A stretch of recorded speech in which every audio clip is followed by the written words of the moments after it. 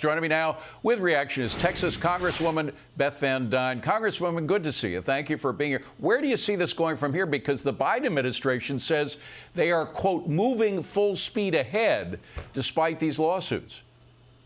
I mean, law be damned. They're going to move ahead.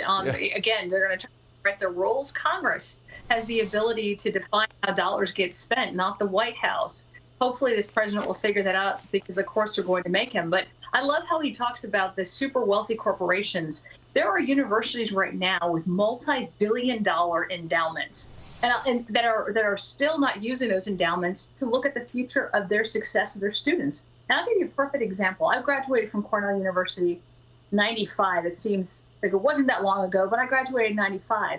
And at that time, tuition alone doesn't include room and board or books, but tuition alone was about $16,000. And the average household income was about $30,000.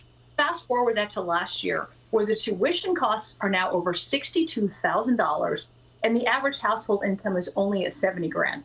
Cornell is sitting on a $10 billion Unbelievable. $10 billion endowment. And last year alone, they saw investment returns of 42%. When is that going to go into the future of their students? Well, why are taxpayers the only ones that are at risk and right Congresswoman, now? you know that if you subsidize these debts, what you're going to have are even higher tuitions, because that's going to give them a free ride to raise tuition even more.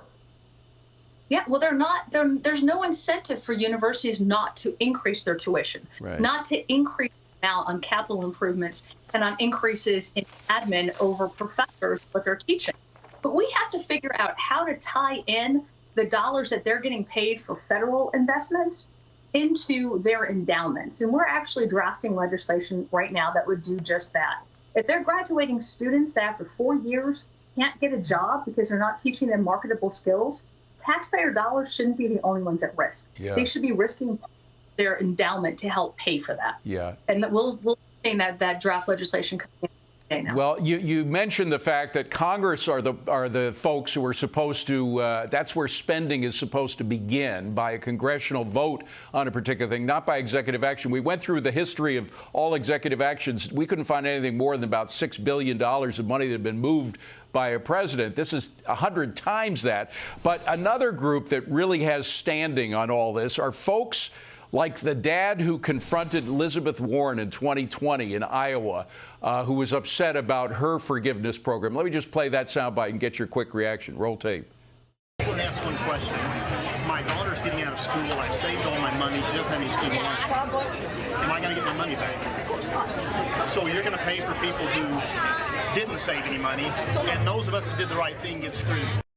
We got to wrap quickly, Congresswoman, but I mean, he's got a great point. What about the standing of people who paid off their bills by working 3 or 4 jobs?